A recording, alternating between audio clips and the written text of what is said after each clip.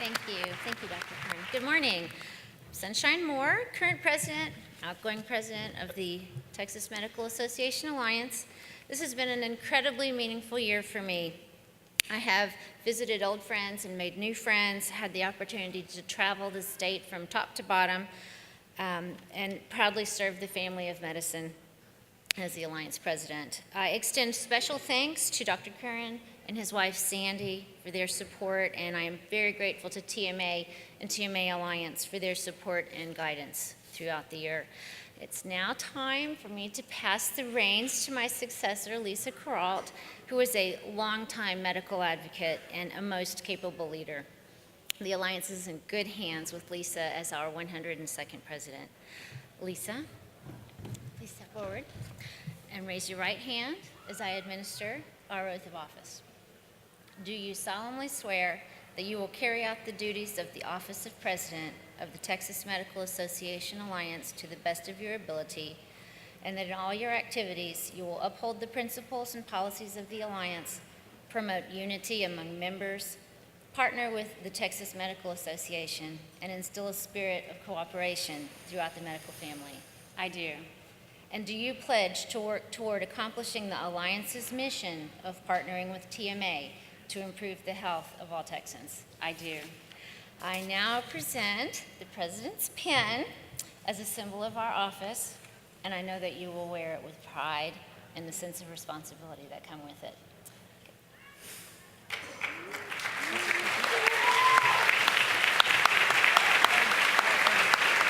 All right, it's all yours. Thank you, Sunshine. Thank you for having me this morning.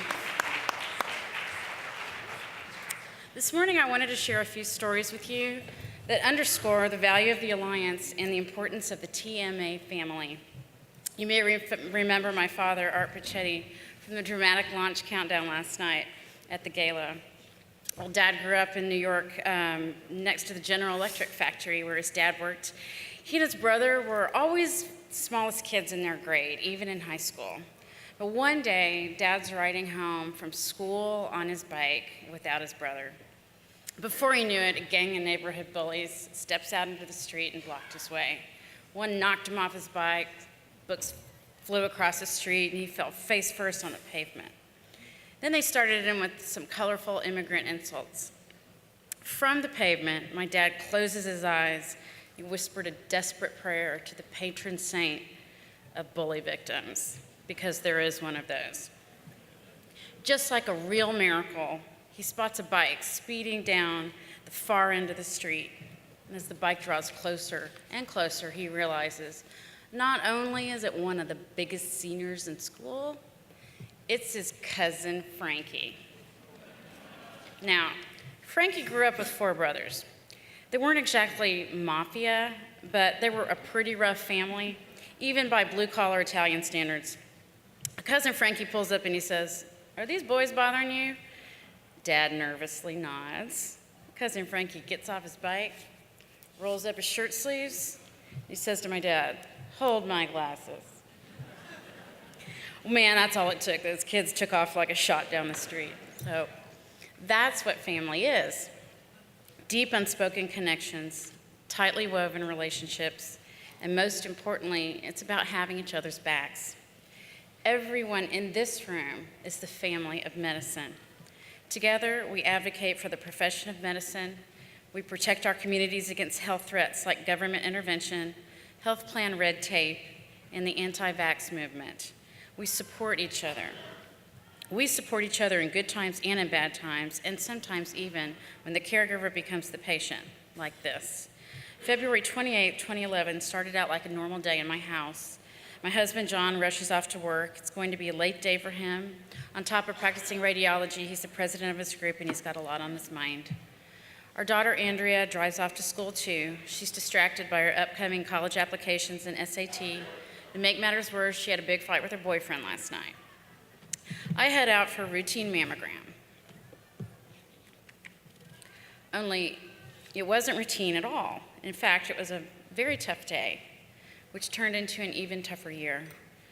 Over the following weeks, John's wonderful partners covered him when they could so that he was there for me, with me, for some of the more difficult appointments. And with their guidance, we assembled an amazing team, all-female team, of surgeons and oncologists. And when word spread through the Alliance, we began to receive a steady stream of cards, calls, prayers, meals, visit, post-op drivers, and thoughtful gifts. Throughout that entire year, the family of medicine was truly there for us.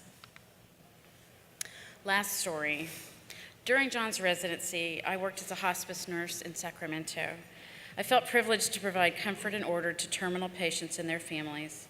And at the most unexpected times, I even experienced moments of profound wonder. One of my terminal patients was an Army widow who wanted to die in the modest home that she shared with her daughter, Brenda.